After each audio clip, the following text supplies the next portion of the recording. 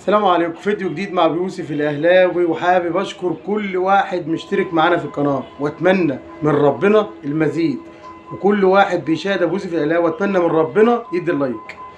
كلام كتير النهارده، الاهلي في النمسا ومليكا في الاهلي وكل يوم رئيس في الزمالك. يا جماعه الكلام النهارده عايز لايكات عشان صوتنا يوصل بربنا وبيكم.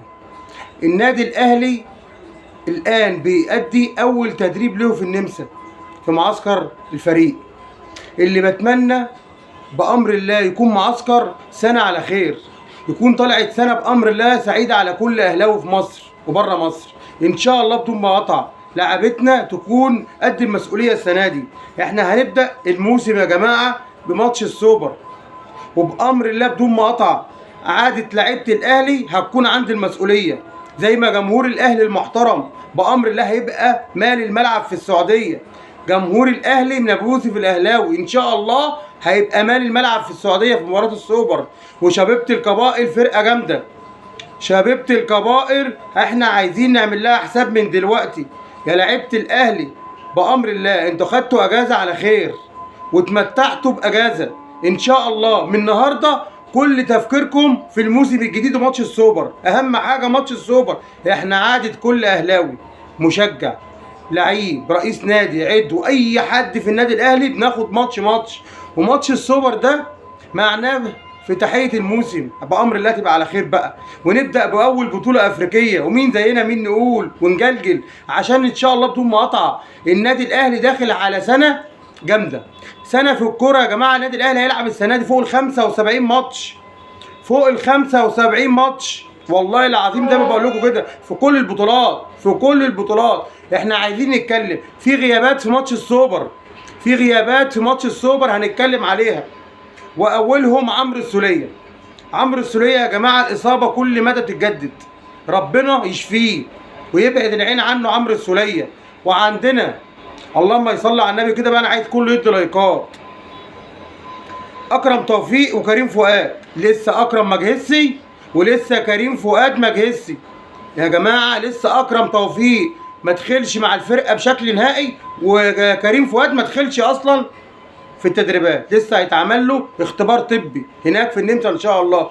وامام عاشور لسه، امام عاشور لسه ما تحددش موقفه، والله العظيم ما تحدد موقفه. اللي الدنيا كلها عايزه تشمت في امام عاشور، اللي ما يصدقوا يشمتوا يقول لك طلعوا بره القايمه وطلعوا مش عارف ايه. صدقوني امام عاشور مش هينزل الملعب الا لما هيكون جاهز 100%. مش هيلاعبوه كوره في النادي الاهلي لما يكون قد المسؤوليه، واحنا ان شاء الله مستنيينه. مش هنستعجل على امام عاشور عشان ما ينزلش الملعب يحصل له اي حاجه، يقول لك ذنبنا والمسكنه تشتغل والمعيطه تشتغل والظلم يشتغل، يقول لك ذنبنا اللي بيحصل له واللي بيحصل لامام عاشور. لا، امام عاشور جاهز بامر الله هيلعب، مش جاهز مش هيلعب. الماتشات كتير والبطولات كتير، هو احنا زيهم؟ هو احنا زيهم؟ لايكات بقى وصلوا على النبي وادوا لابو يوسف الاهلاوي اللايك عشان صوتنا يوصل بربنا وبيكم يا احسن ناس.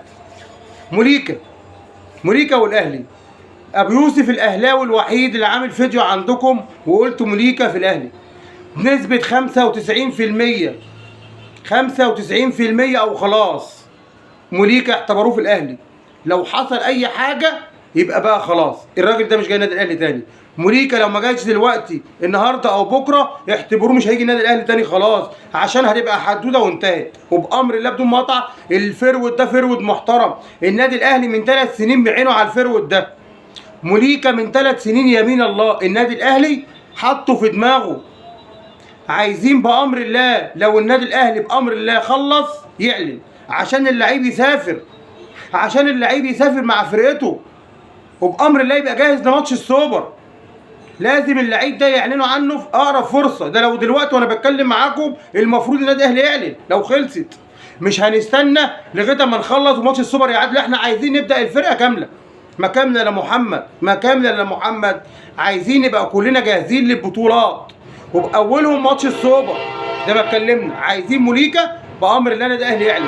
النادي الاهلي لازم يعلن عن صفقه مليكا وبامر الله بدون مقاطعه. اللعيب دوت لو مضى وخلص هيبقى فرود ما جابتهوش النادي الاهلي من سنين. مليكا ده يا جماعه هياخد هداف الدوري. مليكا لو مضى مع النادي الاهلي السنه دي هياخد هداف الاهلي وهداف الدوري الممتاز وهداف افريقيا مع كهربا ومع صلاح محسن ان شاء الله بدون مقطع.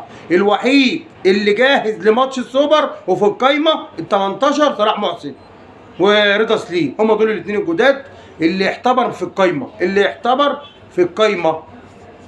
نخش على حبايبنا ولاد عمنا الزملكاويه المحترمين اللي كل يوم رئيس، اللي كل يوم مش عارفين مين رئيسهم. شفتوا يا زملكاويه وصلوا لفين؟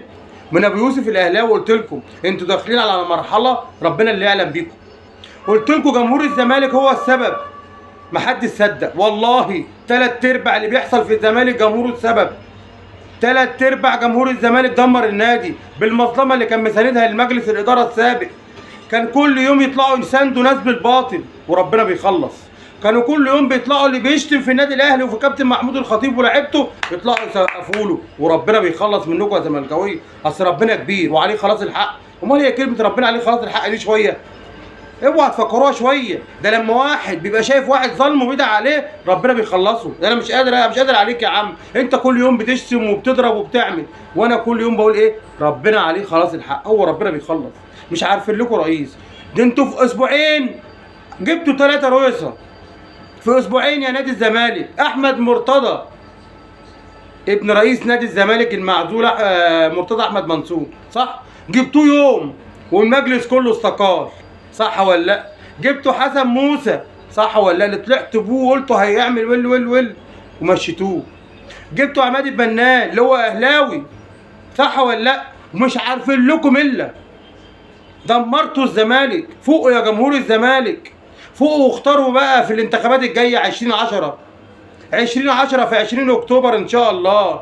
اختاروا رئيس نادي الزمالك يفوقكم، اختاروا رئيس يعمل لكم قيمه وكرامه بالادب، اختاروا رئيس يا زملكاويه يخليكم في البطولات، يخليكم اللي انتوا تبقى راسكم مرفوعه. مش تختاروا رئيس يغلط ويسب ويلعن ويعمل كل حاجه في لاعبكم وفي لعيبه غيركم وتطلعوا تسقفوا له وتفرحوا بالشتيمه.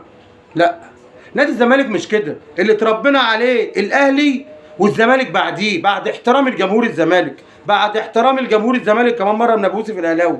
نفسي اشوف نادي الزمالك يرجع زي الاول.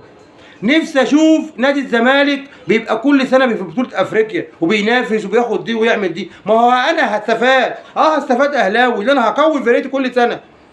قلت لكم وبقول لكم يا جمهور الزمالك، بيراميدز مش هينزل المركز الثالث تاني. كل ما افتكر بيراميدز هقول لكم الكلمه دي. بيراميدز شغال في صمت وعامل كمين للاهلي.